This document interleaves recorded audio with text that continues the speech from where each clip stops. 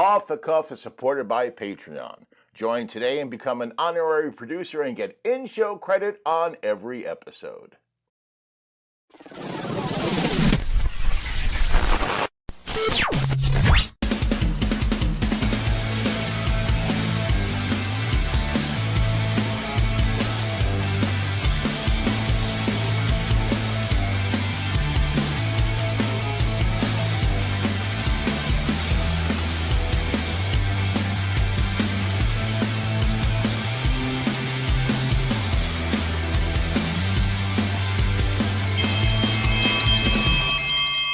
Hi there, everybody, and welcome to Off the Cuff. Well, it's that time of year again. Yep, it's Valentine's Day. Loving couples all over the world show their love with romantic dinners, gifts, jewelry, trinkets, flowers, and of course, sweets. And well, ever since I was a little boy, I have loved those big, shiny, heart-shaped boxes of candy. Oh yeah, I always wanted one all to myself. When I got to be 13 or 14, I went down to the local drugstore and I bought one of those boxes for myself and I binged on it. Did I love it? Yes. Did I get sick? Yes. Did I do it again the next year? Yes. But you know what? I'm not totally opposed to romance either. So for today's show, I wanted to do something romantic. I thought about doing candy, but it didn't seem romantic enough. So I started to think, where would you find the most romance? France. The French are very romantic. And what's the most romantic food I can think of? Well, escargot, but I'm not doing snails. So I thought of soufflés. Yes, a chocolate souffle. I could see a couple each having a chocolate souffle on Valentine's Day and it being very romantic. So today, I'm putting my own twist on it. I'm going to make a sugar-free, guilt-free chocolate souffle. Now, I've never done it before, but I think it's gonna come out great. And what to put on it? Well, the bar is pretty high with the souffle, so I wanted to go a little easier on the topping. So I'm gonna make my version of a sugar-free chocolate whipped cream. Oh yeah, just put a dollop right on top. That is going to be delicious. This is gonna be a lot of fun. Now, speaking of fun, I was in a comedy club the other day and one of my favorite comedians, Hackey McGeggy, is in town. And guess what? His set is all about Valentine's Day. Talk about fun, yeah. So, with no further ado, ladies and gentlemen, please welcome the comedy stylings of Hackey McGeggy. Ladies and gentlemen, you know him, you love him, but we mostly hate him. Hackey McGeggy! Hey everybody, how you doing? It's Hackey, yeah, Hackey McGeggy. Happy Valentine's Day, everybody.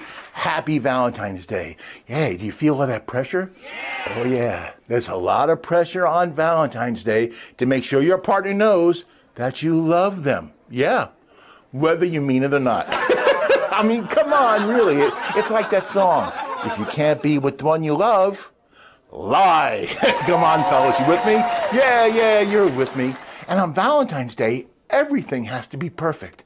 Yeah, you have to have the perfect restaurant, the perfect flowers, the perfect candy. And trust me, you have to have the perfect excuse if you're going to explain why you and the guys are going to the strip club later. Yeah, come on. Hey, it's Valentine's Day for them too. Right? Come on. That's gotta work. And guys, I'm gonna save you money on flowers. Don't buy flowers from a florist on Valentine's Day. Don't. They're overpriced. The flowers at 7-Eleven are just as good. But you better take that tag off. Yeah. Or you'll spend your Valentine's Day's night in the perfect emergency room. Trust me, I've been there. Speaking of been there, I've been to school. Remember in school, we'd be making our Valentines in secret. Then we put them in that big pink box with the red hearts on them. Yeah. Then on Valentine's Day, the teacher would take all the Valentines out and pass them out. There were some kids in my class who had a stack of Valentines this high. I had one. One Valentine. It was from the teacher. Yeah. Thanks, Mr. Fife. You've made today very special for me. Yeah, I still see him. We're going to the strip club later. I kid you not, really. And you know, in art class, I always made my special Valentine for my mom. It was always that big red heart that would unfold, and it would say, "Dear Mom, I love you." And it'd be spelled W-U-V. Oh, cute, right? I wasn't trying to be cute. I was dyslexic.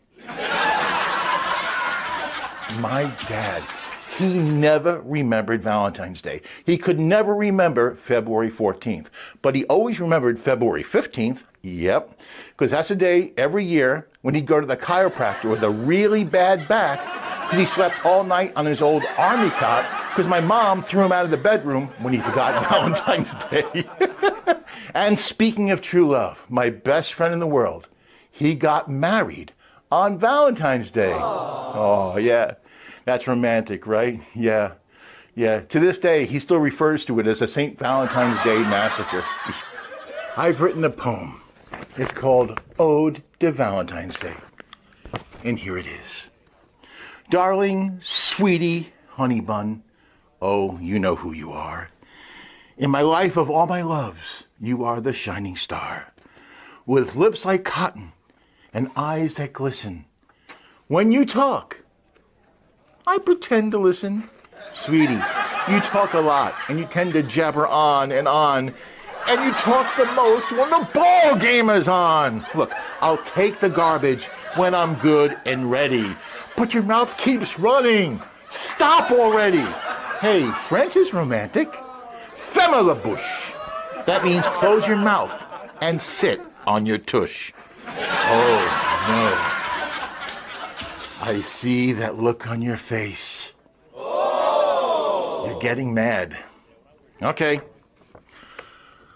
I'll go sleep on the cot with my dad. Happy Valentine's Day, everybody. Happy Valentine's Day. I'm Hackey McGeggy, and I'll see you soon. Alrighty then, now it's time to make our sugar-free Valentine's sweet treats. First up, the sugar-free chocolate souffle. 2 ounces baker's chocolate, finely chopped. 1/2 cup of unsweetened almond milk. 3 eggs, each separated and at room temperature. 1/4 teaspoon cream of tartar. 1/4 cup of your favorite powdered sweetener. 2 tablespoons butter, that's to grease the ramekins. 1 tablespoon granulated sweetener, that's to dust the ramekins. And now for your sugar-free chocolate whipped cream. 1 cup heavy cream. 1 teaspoon vanilla extract. 3 tablespoons of powdered sweetener. And 2 tablespoons of cocoa powder. Okay, so I'm actually going to make the whipped cream first, and I'll tell you why. When you make a souffle, it rises. Yeah, it gets nice, soft, and fluffy, which is terrific. However, if you don't eat it in the first 5 or 10 minutes, it will fall. So if I make them first and then make the whipped cream, they would have fallen. So we're going to do this as soon as they come out of the oven. So I think it's preferable to make the whipped cream first. Now, believe it or not, this is going to take all of about a minute if I do this correctly. First off, you take your 1 cup of heavy cream. Put it in your food processor. Yeah, you could whip it too, but this is faster. Now I want to take your vanilla, or my vanilla. This is my vanilla. Now you can use liquid stevia, or you could use powdered or granulated sugar. I'm using granulated monk fruit allulose. And then finally, your cocoa powder. Okay, now once it's all in, what we do is we do this for about a minute.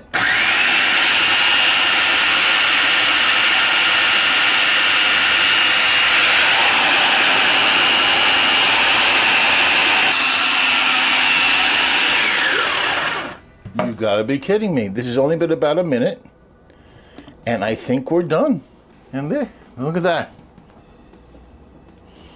This is homemade, sugar-free chocolate, whipped cream, That's probably the fastest thing I've ever made in this kitchen.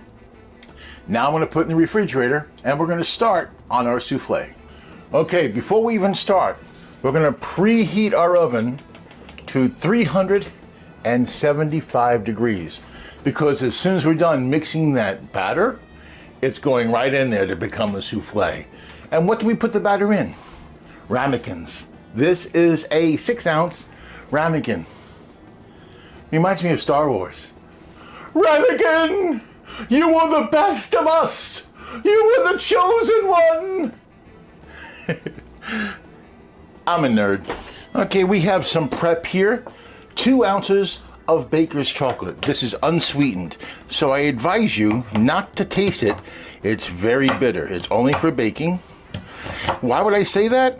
Well, it so happens that I popped some in my mouth and I regretted it.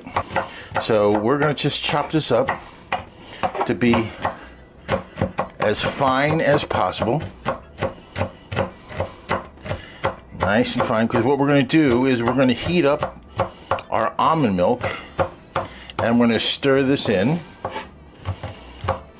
and it's going to melt. Going to make another pass. Yeah, that's good. This is good now. Now we're going to put this to the side, and now we're going to separate our eggs. Okay, now when it comes to separating the eggs, a couple of rules. They should be room temperature, or as close to room temperature as you can get. Okay? And you have to make sure, I want to put the egg whites in here. There can be no yolks in here, none. And it has to be clean and not greasy, or else you're going to have trouble whipping the egg whites to soft peaks. So let's start with this egg. Okay. I tend to do this by hand, like this. That's one, and save the yolk. The yolk is part of the recipe. And crack it here. There we are. Yeah, it really helps if you don't break the yolk. That way it's easier to contain. That's good. Yolk goes in here. And for the final one,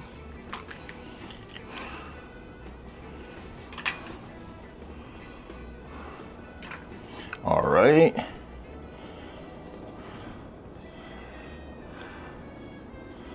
Okay, we have separated our eggs. That was done. There is no yolk in there. Huh, that's no yolk. I'll tell you what I mean. There. Now we're going to take our ½ cup of almond milk and we're going to bring it to a simmer in here. Okay, there we go. Now I'm going to bring it down to a 4. And take our chocolate.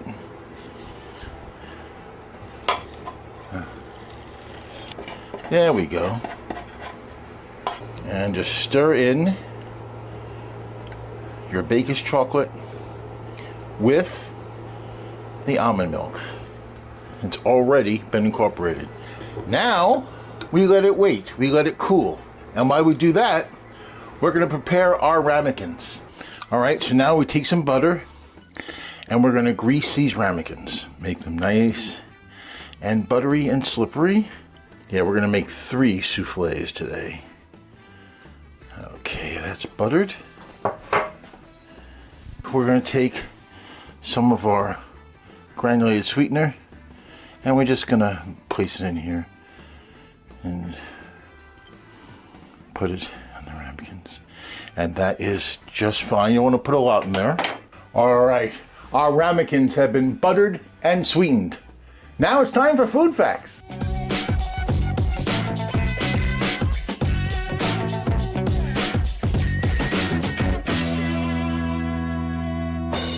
A souffle is always made from eggs and can be sweet or savory. Now, the word souffle is the past participle of the French word souffler, which means breathe, breath, blow, or inflate. To find the earliest mention of the souffle, you have to look all the way back to early 18th century France, where it was documented by French master cook Vincent Lachapelle. No. That's American stand-up comedian Dave Chappelle. I'm saying La Chapelle. Yes, yes, yes. That's the guy I was talking about. About a century later, restaurateur Antoine Bevier opened the first grand restaurant in Paris. He then wrote the cookbook L'Art de Cuisiner, yes, in 1814, and it happened to include a recipe for a souffle. The next year, in 1815, French chef Marie-Antoine Carême, known as the first celebrity chef ever, wrote his own cookbook, La Pastille Royale Parisienne. It took me about 6 weeks to learn how to pronounce that. Yeah, well, he wrote that book, and several pages were dedicated to the art of making the souffle. Not only was he a celebrity, but Carême was a serious chef. He created the souffle Rothschild. Yes, it was actually made with real gold and was named after his then employer. Yes, and that employer happened to be the richest man in France. Ooh la la. The souffle quickly evolved in 1903 when Auguste Escoffier published Le Guide Culinaire, which was basically a journal of the most popular French recipes. It included over 60 different recipes for souffles. The word souffle first appeared in English in the 1813 book by Louis Udy, the French cook. 32 years later, in 1845, Eliza Acton put in her book Modern Cookery.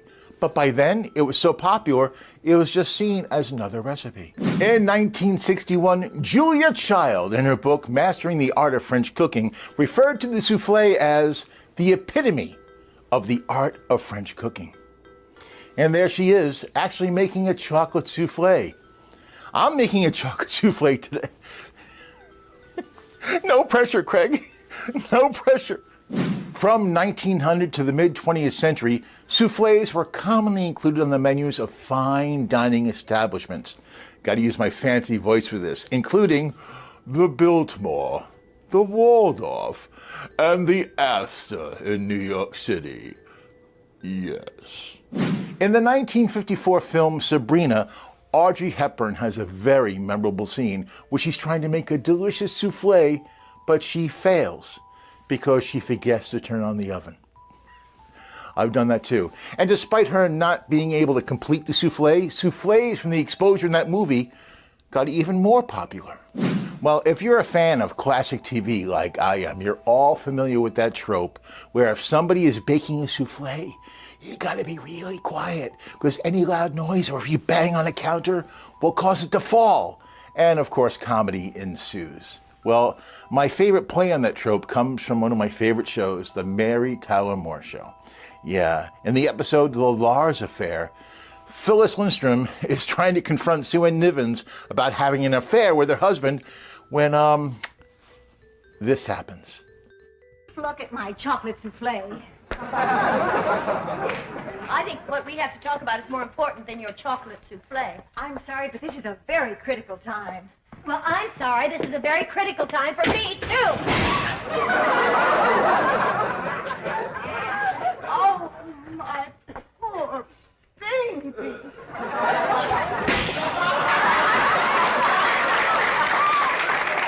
And now it's time for souffle trivia. February 28th is National Chocolate Souffle Day. Hey, that's coming up. Meanwhile, May 18th is National Cheese Souffle Day. Yum. The most expensive souffle ever created was created in New York City in 2016 by chefs Richard Farnaby and Alexander Petrosian. Yeah, now the souffle included quail eggs, Royal Reserve caviar, gold leaf, and flambe Hennessy Richard. And what would it cost you? $2,500 for a souffle. A souffle is generally served very quickly after baking because it usually deflates 5 to 10 minutes after coming out of the oven. Yeah, I think we've all been there. And finally, the world's largest souffle was baked in Santa Monica, California on July 21st, 2000. It used 3,000 eggs, 60 pounds of butter, 100 pounds of cheese, and 300 pounds of potatoes. And that's Food Facts. Now it's time to take our egg yolks, and we're going to place them into the chocolate mixture we have here. Do it one at a time. Put the second one in. There we are. There goes the second one. And then you take the last of the yolks and you put it in here and you just incorporate it really well. See? There you go. Now we put this aside once again because now it's time for the hard part. Now we're going to whip our yolks. Now the first thing you're going to put in, of course, is your egg whites into your clean vessel. Then the cream of tartar. You cannot complete this without cream of tartar. And start to whip it at high speed.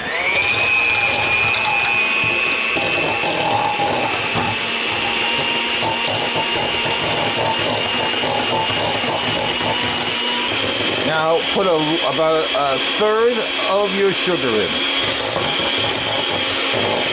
Don't put all your sugar in at the same time. So we're here, put in another third of your sweetener. And now the last of the sugar goes in.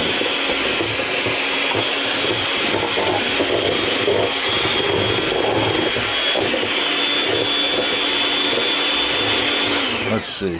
We are done. Okay. All right. I'll never be able to use my right arm again, but it's all worth it. So let's stir our chocolate egg yolk mixture. That's fine. Now what we're going to do is we're going to fold in a little of our egg white meringue at a time, about a third. And we're not going to mix it. No. We're going to fold it. So we're going to go like this and fold it in. And fold it in. And fold it in. And fold it. And fold it. And we're going to keep doing this until it turns one uniform color, which will be brown or chocolate. There you go. See? I folded that in. Now we add some more.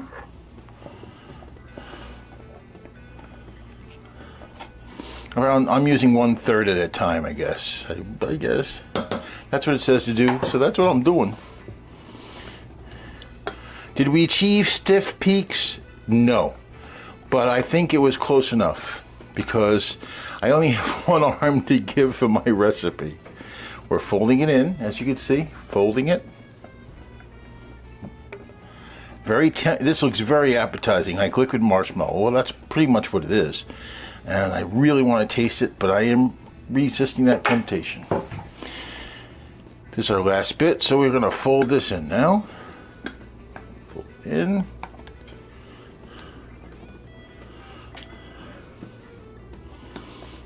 Okay. It's adding nice volume, it's puffing it up. And this is what's going to make our souffles rise. It's the egg white. And it's almost done. Just a little bit more. Fold. Fold. All right. Now it's in. Now it's time to put it in the ramekins. And we're going to fill it. You'll see.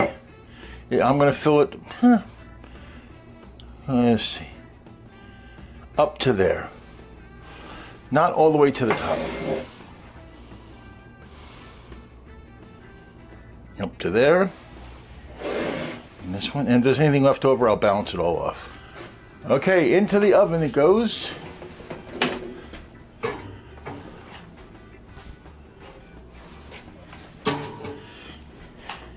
It's going in for 15 to 20 minutes at the 375. Okay, now we wait. You made me love you. I didn't want to do it. I didn't want to do it. And happy Valentine's Day. I did it. I made a chocolate souffle. I've never tried it before. I followed the instructions to the letter, and it worked. Now, I put some of the, as you saw in the picture, it was with and without whipped cream. I put the whipped cream on here and it kind of made it deflate because it's cold, but that's okay. It looks wonderful. It looks chocolatey. Oh, I'm feeling kind of romantic right now over this. I cannot wait to taste it. I just can't. All I can tell you is, this is going to sound so full of myself. Maybe it's beginner's luck, but it's not nearly as hard as I thought it was going to be to make a souffle. Seriously, this came out way beyond my expectations as far as it looks. How it tastes, though, we'll find out right now. Oh, it's soft. Nice and soft. Look at that. Look. Okay.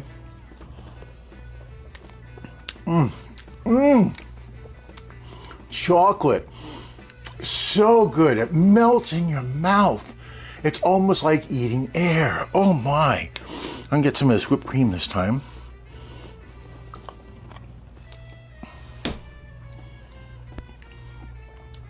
Shut the front door. This is hitting every single note I wanted it to hit. It's decadent. It's sweet. Chocolate flavor. Oh. And you know what? If you make this for your partner, you're going to have a heck of a Valentine's Day, I guarantee you. One more, just for luck. I highly recommend this. It's really fun to do. And that's all for this time around. We're here again in another 2 weeks with another episode. And remember, until then, be well, eat good, and happy Valentine's Day.